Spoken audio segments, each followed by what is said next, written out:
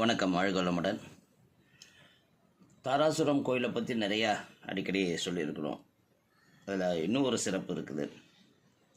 நம்மளோட முன்னோர்களின் சிற்பக்கலை அறிவு, ஆர்கிடெக்சரல் அறிவு, நுட்பமான கலைத்திறன்ங்கிறதெல்லாம் நம்ம நினச்சி பெருமை கொள்ள வேண்டிய விஷயங்கள்.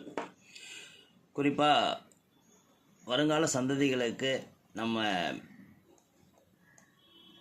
ஏதோ நம்மளை ஆண்டுட்டு போனவன் அவனை பற்றி பேசுகிறது, அவன் ரோடு போட்டான் ரயில் போட்டான்ங்கிறத பற்றி பெருமையாக பேசுகிறோம். ஆனால் நம்மளோட முன்னோர்களோட அறிவு பற்றி பிள்ளைகளுக்கு எடுத்து சொல்கிறதில்ல நம்ம கொஞ்சம் குறைந்தவர்களாகவே இருக்கிறோம். அதனால் நல்ல நல்ல விஷயங்களை எடுத்து சொல்லுங்கள். ராமாயணத்தில் சுக்ரீவன் ராமன் சந்திப்பார். ஒரு வரம் கொடுப்பார், உன்னோட ராஜ்யத்தை நான் மீட்டு தருகிறேன், வாலியை வதம் செய்கிறேன்னு சொல்லி.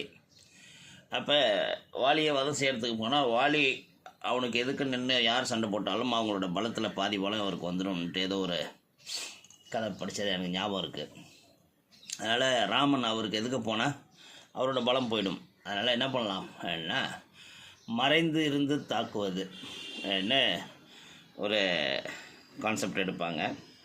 அதில் நாள் சண்டை நடக்கும்போது பார்த்தா வாலியும் சுக்ரீவனும் ஒரே மாதிரி இருக்கிறதுனால இவரால் யார் வாலின்னு சொல்லி அம்பு எது கொல்ல முடியாமல் அன்றைக்கி சண்டையில் அடி சுக்ரீவன் சரி அடி வாங்கிட்டு வந்து புலம்புவார். அதெல்லாம் இன்ட்ரெஸ்டிங்காக இருக்கும். ராமாயணம் படித்து பாருங்கள்.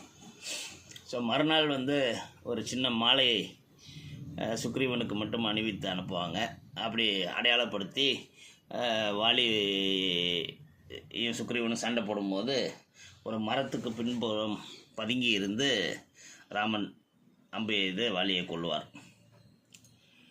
இந்த நிகழ்வு இந்த தாராசுரம் கோயிலில் அப்படியே சிற்பமாக வடிக்கப்பட்டிருக்கும். அதாவது ஒரு தூணில் சுக்ரீவனும் வாலியும் சண்டையிடும் ஒரு அமைப்பு இருக்கும். அந்த இடத்துல இருந்து பார்த்திங்கன்னா ராமன் அம்பு எய்தக்கூடிய சிற்பம் இருக்க தூணை நீங்கள் பார்க்க முடியாது. ஆனால் நீங்கள் ராமன் அம்பு எய்தக்கூடிய அமைப்பு உள்ள தூணில் இருந்து பார்த்தீங்கன்னா சுக்ரீவனும் வாலியும் சண்டையிட்டு கொண்டு இருக்கும் தூண் உங்களுக்கு தெரியும். எவ்வளோ பெரிய கலைத்திறன் பாருங்கள். தாராசுரம் போகும்போது இதெல்லாம் கொஞ்சம் கவனித்து பாருங்கள். ரொம்ப ஆச்சரியமாக இருக்கும்.